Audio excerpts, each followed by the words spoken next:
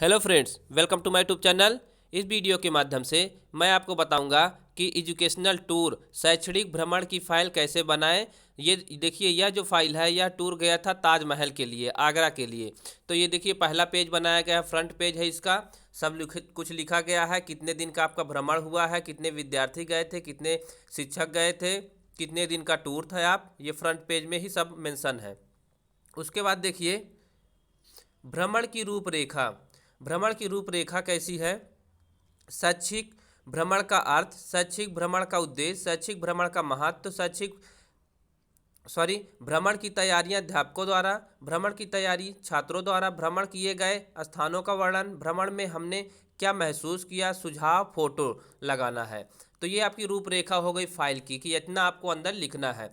उसके बाद देखेंगे शैक्षिक भ्रमण का अर्थ। शैक्षिक भ्रमण दो शब्दों से मिलकर बना है। शैक्षिक भ्रमण, शैक्षिक का मतलब शिक्षा या ज्ञान, भ्रमण का मतलब घूमना या यात्रा करना। तो ये आप शैक्षिक भ्रमण का अर्थ लिखेंगे, ये आप देख कर इसको लिख लीजिए।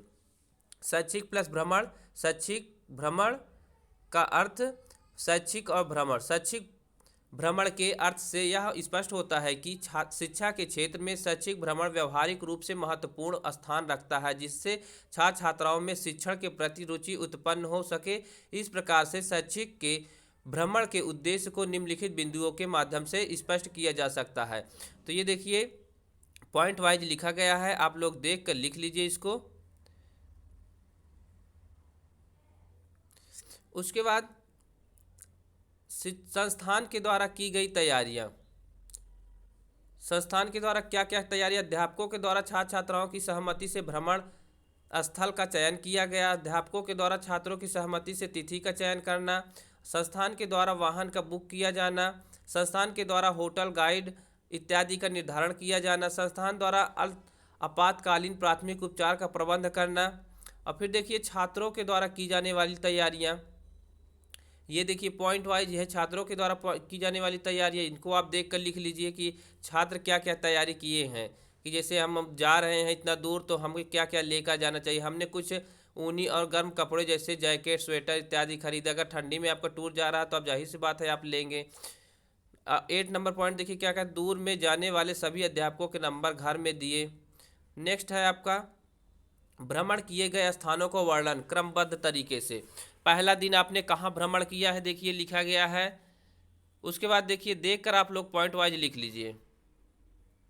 दूसरा दिन मंगलवार आपने कहा सुबह हम सब लोग मथुरा पहुँचे। दूसरे दिन का भ्रमण। उसके बाद देखिए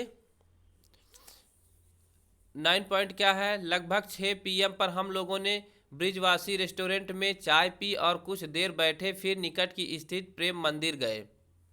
10 नंबर पॉइंट देख लीजिए। 11 नंबर पॉइंट देख लीजिए। उसके बाद आते हैं थर्ड दिन, तीसरे दिन की। तीसरा दिन आपका बुधवार। सुबह उठकर करीब 9 PM, सुबह उठकर 9 AM तक बाबा भोजनालय में, नाश्ते के बाद 12:30 PM तक हम लोग बरसाना में स्थित राधा रानी मंदिर देखने गए। तो ये आपका तीसरा दिन पे था, राधा रानी मंदिर देखने गए। और कहाँ कहाँ गए सब कुछ लिखा है। 6 नंबर पॉइंट में भी है। इसी तरह चौथा दिन आपने कहा बृहस्पतिवार। चौथा दिन देखिए, सुबह 5:30 पर ही हम लोग मथुरा से फतेहपुर सीकरी के लिए चले गए। अब फतेहपुर सीकरी गए तो वहाँ पे भी खाए पिए, क्या कहाँ कहाँ गए देखे, ये लिखना है आपको। उसके बाद बुलंद दरवाज़ा देखे। फतेहपुर सीकरी में है बुलंद दरवाज़ा। बुलंद दरवाज़ा देखे। बुलंद दरवाज़ा के बारे में देखिए लिखा गया कि बुलंद दरवाज़ा कहाँ स्थित है, कैसे है। बुलंद दरवाज़ा अकबर द्वारा बनवाया गया। ताजमहल, ताजमहल के बारे में लिखना है।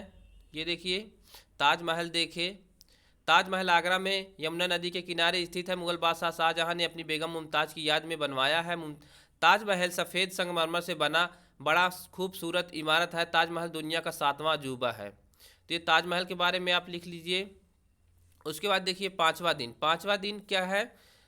पाँचवा दिन 4:30 AM पर शुक्ला ढाबा पहुँचे। चाय पीकर फिर कुछ देर आराम किया, फिर कॉलेज की ओर चल पड़े। फिर बस ने चलना शुरू किया। 8:30 AM तक हम लोग कॉलेज पहुंच गए। वहां पर पहुंचने पर कुछ लोगों ने अपने अभिभावकों को बुलाया और अपने अपने घर की ओर चल दिए।